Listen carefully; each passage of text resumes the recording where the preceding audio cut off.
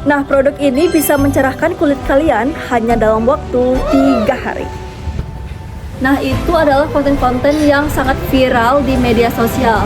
Namun, pada Februari tahun 2025, BPOM resmi menyita lebih dari 200.000 produk kosmetik yang ilegal.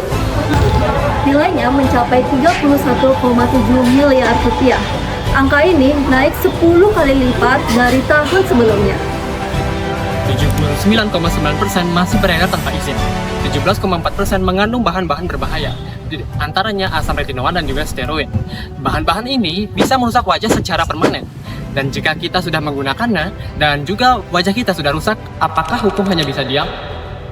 Dalam 5 menit, mari kita bongkar bagaimana hukum terhadap perlindungan konsumen bekerja dari hulu hingga ke hilir. Perlindungan konsumen tidak dimulai setelah kita sakit, namun sejak produk dirancang. Hukum bertindak sebagai pagar preventif. Pertama, melalui Pasal 8 UU Perlindungan Konsumen, setiap barang wajib memenuhi standar mutu.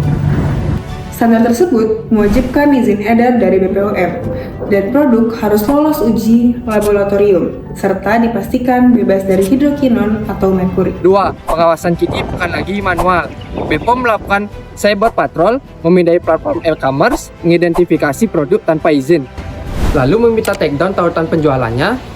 Ini mencegah suatu produk ilegal sampai ke tangan kita. Ketiga, pada titik prapembelian, Pasal 7 UPK mewajibkan pelaku usaha memberi informasi yang benar dan jelas. Label harus mencantumkan komposisi lengkap. Jika produk menyembunyikan steroid di balik label racikan dokter tanpa izin, disitulah pelanggaran terjadi. Jadi, bahkan sebelum kita klik beli, hukum sudah berlapis di depannya. Tapi, bagaimana jika produk ilegal tetap lolos dan kita membelinya? Disinilah hukum mengaktifkan mekanisme kuratif. Pertama, dari sisi iklan. Kalau kita membeli karena klaim terdaftar BPOM yang palsu atau janji seperti efek instan tanpa efek samping, itu adalah iklan menyesatkan. Klaim palsu menghilangkan hak kita atas informasi sebenarnya dan transaksi kita menjadi cacat hukum. Kita berhak membatalkannya atau menuntut ganti rugi. Kedua, penanganan pada produsen. Kasus pada bulan Februari bukanlah sekedar kasus distribusi, namun BPOM mengindikasikan adanya produksi massal yang menggunakan bahan-bahan berbahaya, termasuk skincare beretiket biru yang seharusnya menggunakan resep dokter. Hal ini berlaku pasal 435 dengan Undang-Undang Nomor 17 Tahun 2023, di mana pelaku dapat dikenakan sanksi berupa penjara maksimal 12 tahun ataupun denda maksimal 5 miliar. Tetapi, sanksi yang diberikan kepada pelaku belum menyembuhkan kulit kita. Lalu, apa langkah selanjutnya? Untuk pemulihannya, hukum sangat melindungi konsumen. Menurut pasal 19 UU PK menyatakan bahwa pelaku usaha harus mengganti seluruh kerugian yang diakibatkan oleh produknya.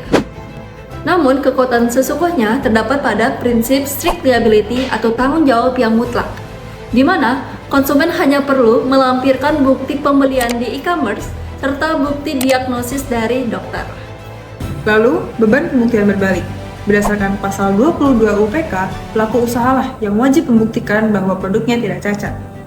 Dan jika gagal, ganti rugi wajib diberikan. Bentuknya dapat berupa pengembalian uang penuh, penggantian produk setara, atau biaya perawatan medis.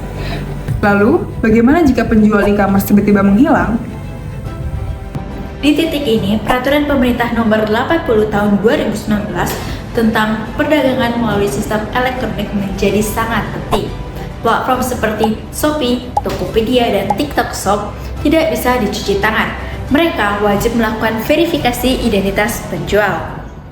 Jika platform membiarkan penjual tanpa identitas yang jelas menjual produk ilegal, maka mereka bisa dimintai pertanggungjawaban hukum. Penyelesaian sengketa tidak harus ke pengadilan. Konsumen bisa mengajukan gugatan ke Badan Penyelesaian Sengketa Konsumen atau BPSK. Mekanismenya gratis dan wajib diputus dalam 21 hari kerja. Hukum menyediakan jalur cepat untuk menuntut hak. Ada satu hal yang harus ditekankan BPOM. Terapkan cek klik, cek kemasan, label, izin edar, dan kadaluarsa. Karena sistem perlindungan terbaik adalah saat hukum yang kuat bertemu konsumen yang kritis. Hukum sudah menyediakan pagar dari hulu, sanksi tegas, pemulihan korban, dan pengawasan platform digital. Kini, giliran kita untuk tidak tergoda klaim instan dan berani menuntut hak jika dirugikan.